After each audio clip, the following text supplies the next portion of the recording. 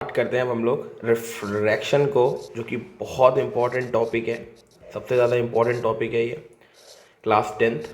ठीक है, class 10th बढ़िया तरीके से आज हम लोग पढ़ेंगे रिफ्रैक्शन के बारे में। बहुत अच्छे से आप लोग वीडियो को पूरा देखिएगा, तरीके से देखिएगा और बहुत अच्छे से कॉपी पेन लेकर के हर चीज़ को नोट डाउन कीजिएगा।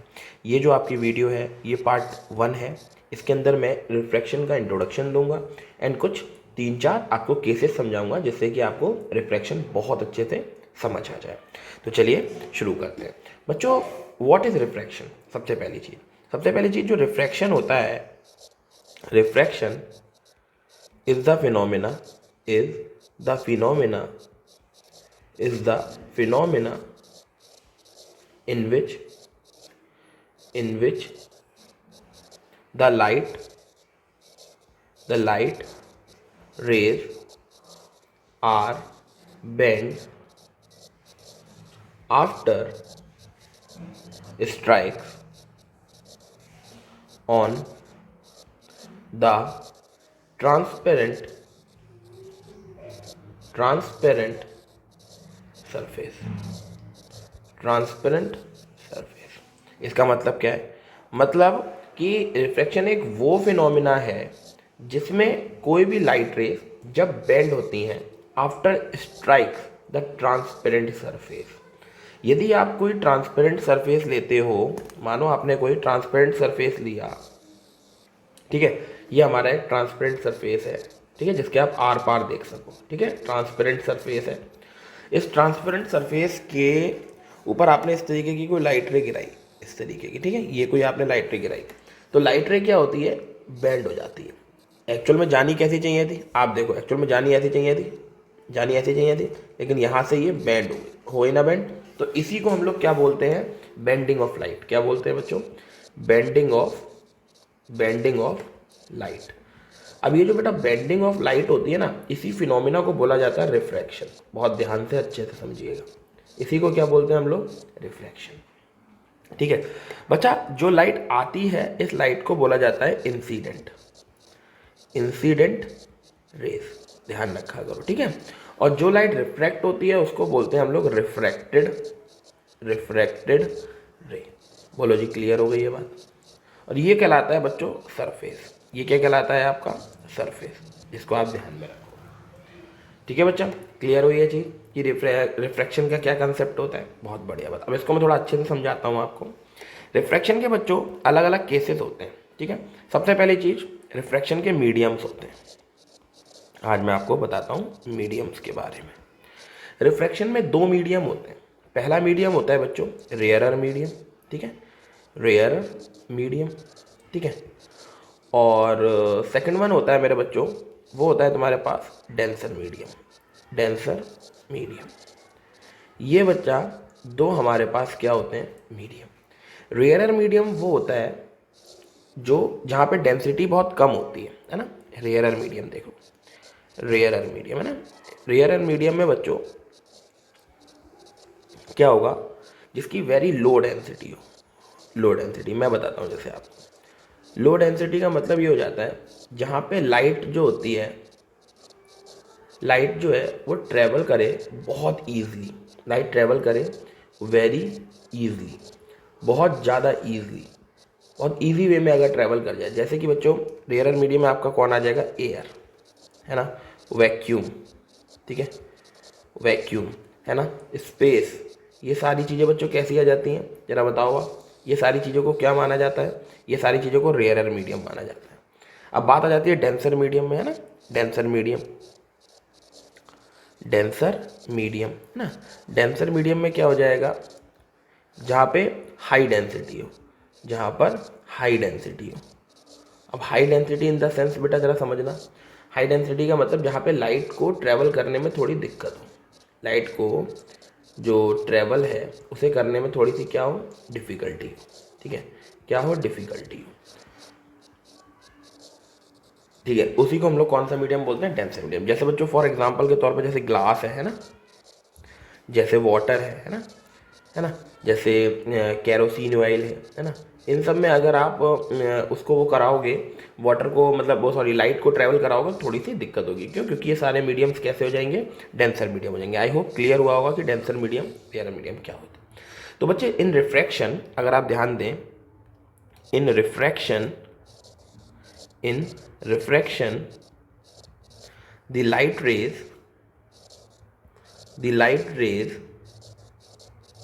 goes to rarer to denser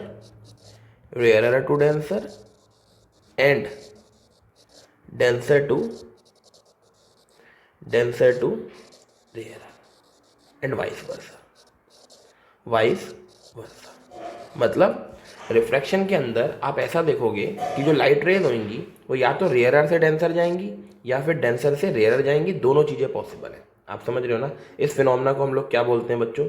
refraction of light. I hope clear हुआ होगा। इसके बच्चों में आपको तीनों केसेस समझाता हूँ बहुत अच्छी तरीके से, आप ध्यान से चीज़ों को देखिएगा। ठीक है बच्चा, सबसे पहला केस नंबर 1 बहुत ध्यान से समझिएगा। केस नंबर 1, केस 1 में बच्चों क्या होता है, बड़े ध्यान से अच्छे से समझिएगा कि द इंसिडेंट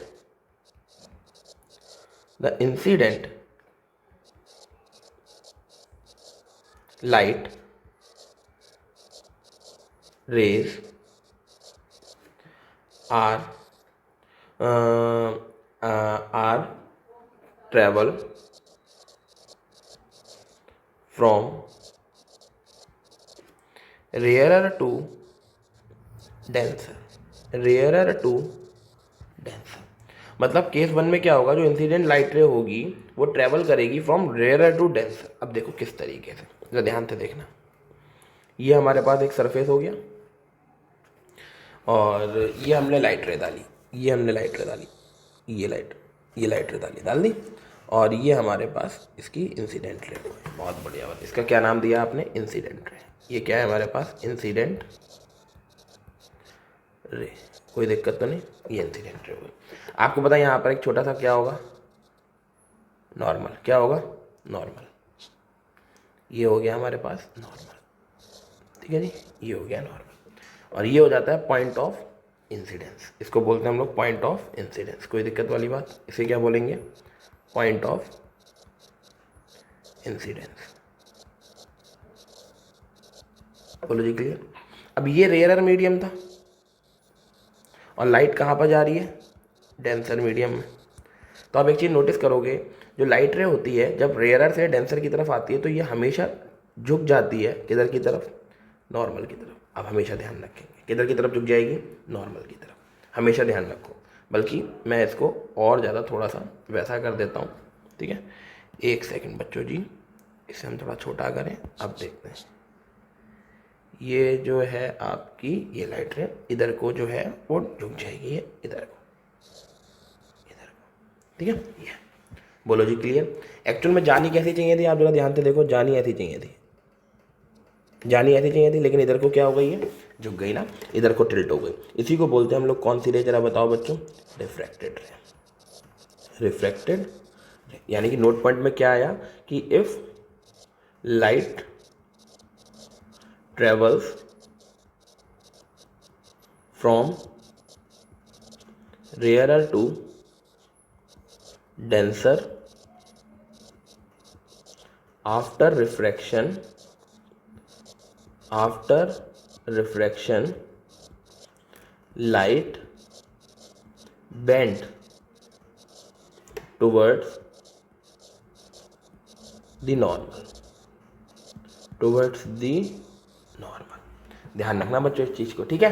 पहले केस में क्या होता है कि अगर आप रेयरर से डेंसर की तरफ लाइट को निकालेंगे तो आपको ऐसा प्रतीत होगा कि जो लाइट रे है वो बेंड हो गई towards the normal. This line is called बच्चों नॉर्मल। ध्यान रखना बच्चों इस चीज़ को, ठीक है? It's very important. अगर आप इन चीज़ों को ध्यान रखोगे तो आपकी चीज़ें सारी क्लियर हो जाएंगी, ठीक है? नेक्स्ट आते हैं बच्चों केस नंबर 2 पर। केस नंबर 2 पर, केस 2 में क्या होगा? जो लाइट रे है, light rays are travel from denser to rarer, denser to rarer. अब डेंसर टू रेयरर क्या होगा, जरा ध्यान से देखना बच्चों। ये सरफेस है, ठीक है, ये सरफेस है। आपने क्या करना है, यहाँ से लाइट रे डालनी है। ये आपने डेंसर से लाइट रे डाल दी, ठीक है, बहुत बढ़िया बात, ठीक है। ये हमने डेंसर से लाइट रे डाल दी। इसका लाइट रे का नाम क्या है, इंसिडेंट रे, ठीक है। यहाँ पर क्या होगा, एक नॉर्मल, ठीक है जी। अभी देखो ये आ रही है डेंसर से रेयरर की तरफ, डेंसर से रेयरर की तरफ ये लाइट आई, ये पॉइंट ऑफ इंसिडेंट अभी आगे भाग जाएगी, ये आगे भाग जाएगी, भाग गई है। आप ध्यान से देखो, लाइट रे डेंसर से रेयरर की तरफ आई तो ये किधर को भाग गई, आप ध्यान से देखो, ये आगे भाग गई, ये देखो, है ना, आगे भाग गई, यानी कि दूर भाग गई। ये चीज़ आप ध्यान रखेंगे बहुत अच्छे से, ठीक है। यानी कि if the light rays are travel from denser to rarer after refraction, the light rays bend away from the normal, away from the normal means light रे जो है वो अवे फ्रॉम द नॉर्मल भाग जाएगी। मतलब ये अगर नॉर्मल है तो नॉर्मल से अवे भाग जाएगी। और इस रे को क्या नाम दिया जाएगा, जरा बताइए आप लोग, रिफ्रैक्टेड, रिफ्रैक्टेड रे। बोलिए जी, क्लियर है, ये हमारे पास ये आ गया, ठीक है। बहुत अच्छे से आपके क्लियर हो गई होंगी ये सारी। और तीसरा केस बहुत इंपॉर्टेंट है, केस नंबर 3, इसे बोलते हैं normal incidence, normal incidence is very important, normal incidence, ठीक है, ठीक है। नॉर्मल इंसिडेंस, नॉर्मल इंसिडेंस में क्या होता है, जरा ध्यान से सुनिएगा कि ये लाइट रे, ये सरफेस मतलब, ठीक है, और ये नॉर्मल, ये नॉर्मल, ठीक है, ये हो गया आपके पास नॉर्मल, ठीक है। अब पता क्या करना है, नॉर्मल इंसिडेंस का मतलब क्या हो गया, जो इंसिडेंट लाइट है ना वो आप इसी के ऊपर से गिराओ, ये बिल्कुल इसी के ऊपर से, ये तो आप ध्यान से देखोगे, पता है क्या है ना, आपने क्या करा, जो इंसिडेंट लाइट थी, जो इंसिडेंट लाइट थी वो आपने स्ट्राइक करी ऑन द नॉर्मल, नॉर्मल के ऊपर से। तो आप देखोगे जो रे होगी वो तुम्हारी बिल्कुल सीधी चलती चली जाएगी, सीधी, बिल्कुल सीधी, ठीक है, स्ट्रेट फॉरवर्ड, मतलब चलती चली जाएगी लाइट। यानी कि if the light rays, if the rays are passes on the normal after refraction, it will goes straight, goes straight to the path, goes straight to the path means light रे आपने ऐसे करके डाला तो light रे बिल्कुल इसी के ऊपर चलती ही चली जाएगी, इस तरीके से, समझ गए। इसी को हम लोग क्या बोलते हैं, नॉर्मल इंसिडेंस, ठीक है जी, याद रखेंगे। अब मैं एक आपको चीज़ बताता हूँ जो बहुत इंपॉर्टेंट है, जरा ध्यान से देखिएगा, ठीक है। आपको पता है नॉर्मल के साथ जो एंगल इंसिडेंट के साथ बनता है उसे बोला जाता है एंगल ऑफ इंसिडेंस, और जो नॉर्मल के साथ रिफ्रैक्टेड एंगल के साथ बनता है उसको बोलते हैं एंगल आर। पहले केस में जब रेयरर से आप डेंसर की तरफ आते हो तो इस सिचुएशन में जो एंगल आई होता है वो आप हमेशा ध्यान रखें बड़ा होता है एंगल आर से, हमेशा आप ध्यान रखें पहली सिचुएशन में, ठीक है। दूसरी सिचुएशन में बच्चों क्या होता है, ये इंसिडेंट रह गई, ये नॉर्मल था तो यहाँ से ये आई बना, ये रिफ्लेक्ट हुई, ये नॉर्मल है तो ये एंगल आर बना। इस सिचुएशन में एंगल आर ऑलवेज बड़ा रहता है एंगल आई से, ध्यान रखेंगे। आ जाता है बच्चों तीसरा केस। तीसरे केस में आप देखेंगे सरफेस के साथ तो बनना है 90 डिग्री का एंगल, बट अगर आप एंगल आई को देखें तो वो भी 0 डिग्री है, और एंगल आर को देखें वो भी 0 डिग्री है। क्यों? क्योंकि both angles are formed with the normal, है ना। आप ध्यान से देखो, आप जो भी एंगल बनाते हो ये नॉर्मल के साथ बनाते हो, नॉर्मल के साथ।